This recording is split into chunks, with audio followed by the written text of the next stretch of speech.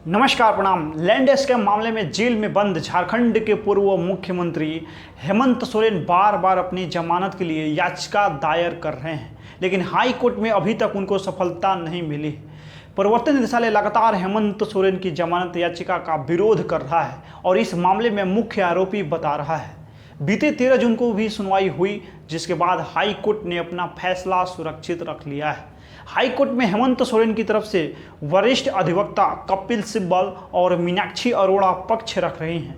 मीनाक्षी अरोड़ा को 2013 में supreme court की वरिष्ठ अधिवक्ता बनाई गई थी। मीनाक्षी अरोड़ा कई महत्वपूर्ण मामलों का केस लड़ चुकी है। मीनाक्षी अरोड़ा अयोध्या मामले में मुस्लिम पक्षकारों की तरफ से दलीलें रख चुकी है। प्रवर्तन निदेशालय ईडी ने झारखंड के पूर्व मुख्यमंत्री हेमंत सोरेन और कुछ अन्य के खिलाफ भूमि हड़पने से संबंधित धन शोधन मामले में एक कथित दलाल को गिरफ्तार किया है। आधिकारिक सूत्रों ने यह जानकारी दी है। सूत्रों ने बताया कि 39 वर्षीय शेखर प्रसाद महतो उर्फ शेखर कुशवाहा को बुधवार को संघीय एजेंसी के जोनल कार्यालय में पूछताछ के बाद धन शोधन रोकथाम अधिनियम पीएमएलए के प्रावधानों के तहत गिरफ्तार किया गया। शेखर प्रसाद महतो पर आरोप है कि उसने इस मामले के मुख्य आरोपी और राजस्व विभाग के पूर्व उप निरीक्षक भानु प्रताप प्रसाद के साथ मिलकर रांची में 22.61 करोड़ रुपये मूल्य की 4.83 एकड़ जमीन अधिग्रहण करने के लिए फर्जी डीड तैयार की और सरकारी रिकॉर्ड में छेड़छाड़ की।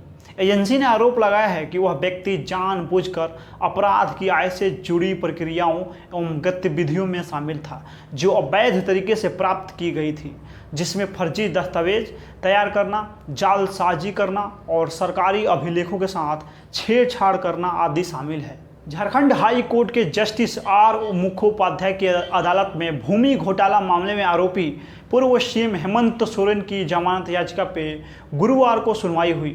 मामले में दोनों पक्षों की ओर से सुनवाई पूरी होने के बाद अदालत ने फैसला सुरक्षित रख लिया।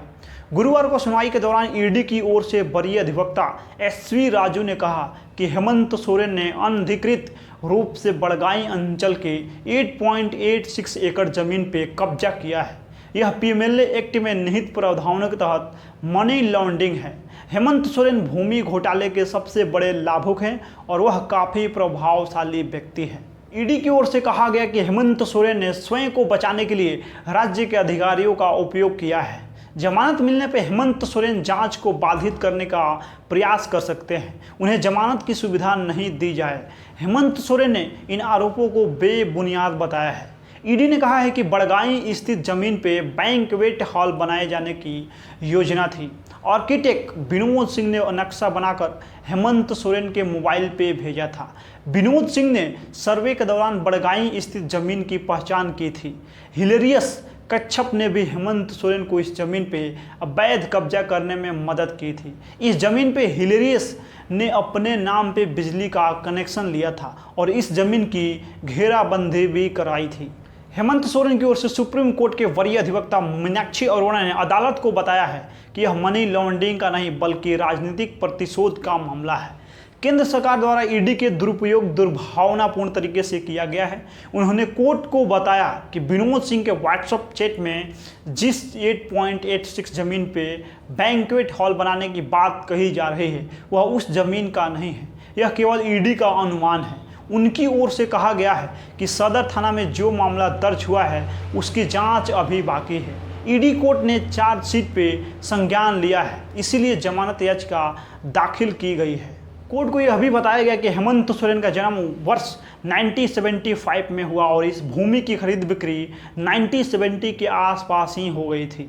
भानु प्रताप के पास जो दस्तावेज बरामद हुए थे उसमें हेमंत सोरेन का कहीं भी नाम नहीं था। जिस जमीन की बात की जा रही है उसका एक भी टुकड़ा हेमंत सोरेन के नाम पे नहीं है।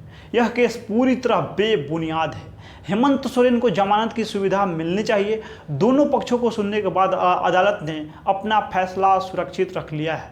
सुनवाई के दौरान हेमंत सोरेन की पत्नी कल्पना सोरेन भी कोर्ट रूम में मौजूद थी। बता दें कि हेमंत सोरेन को ईडी ने 31 जनवरी को गिरफ्तार किया था। झारखंड कैडर के रिटायर्ड आईएएस अधिकारी अमित खरे को प्रधानमंत्री का सलाहकार बनाया गया है। कुछ महीना पहले ही इनके नाम को प्रस्तावित किया गया। बताया जा रहा है कि 10 जून को ही इस संबंध में अनुसूचना जारी कर दी गई। इसके अलावा हिमाचल प्रदेश कैडर के आईएएस अधिकारी तरुण कपूर को भी प्रधानमंत्री नरेंद्र मोदी का सलाहकार बनाया गया है। बाकी इस वीडियो में आप लोग अपना प्रतिक्रिया दे दीजिए। मिलते हैं अगला वीडियो में। बहुत बहुत धन्यवाद।